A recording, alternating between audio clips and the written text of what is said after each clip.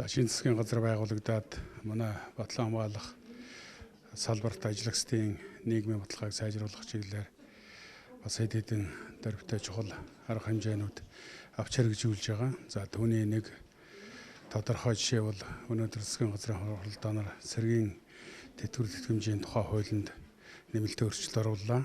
За өмнө нь бид улсын хурлаараа цэргийн тэтгэвэр тэтгэмжийн тухай хуулинд өөрчлөлт оруулсан хэдий боловч яг одоо амьдрал дээр хэрэгжүүлэх явцад одоо тодорхой зөрчил гарсан. Тухайлх юм бол энгийн байгууллагт ажилласан 1 жилийг цэргийн байгууллагт ажилласан 6 сартай тэнцвүүлж тооцохоор бодсон хэдий ч яг тэтгэвэр тогтоолгохоор нийгмийн даатгалын сангаас олгохоор ийм зохицуултыг хуулинд байгаагаас болоод цэргийн албанд ажиллаж байгаа хүмүүсүүд маань одоо эмэгтэй 55 эрэгтэй 60 хүрчээж одоо тэтгэврээ тогтоолох ийм хүндрэлтэй нөхцөл байдал зөвхөн би нэг жишээ хэлж шít.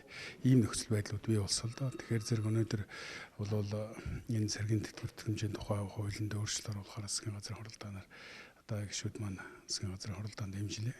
Тэгээ ингээд энэ өөрчлөлт орчих юм бол одоо цэргийн албан хаагчид маань тэр энгийн байгууллага шилжиж ажилласан энэ хугацааг нь бол цэргийн тэтгэвэр тэтгэмжийн тухай хуулиар зохицуулж тэтгэврийн тогтоох учраас хуулийнхаа хүрээнд 20 жил эмэгтэй бол эрэгтэй бол 25 жил ажилласнараа шууд одоо тэтгэврээ аваад явах ийм боломж бүрдэж байгаа. За нөгөө талаар гэр бүлийн одоо хөдөлмөрийн чадваргүй гишүүд нь одоо тэжээхсээ алдсныхаа тэтгэмжийг авах эрх нь үүсэж байгаа. Гэх зэргээр хэд хэдэн одоо тодорхой зохицуултууд бий болж байгаа. Энэ нь бол одоо товчхондоо манай салбарт ажиллаж байгаад одоо тэтгэвртэй гарсан мөн одоо иргэний байгууллагт ажиллаж байгаа энэ албан хаагчдынхаа одоо нийгмийн баталгааг хангах чиглэлд бол нааштай их сайн өөрчлөлт бий болох юм байна. Тэгээд энэ хуулийн төслийг одоо их хурал засгийн газраар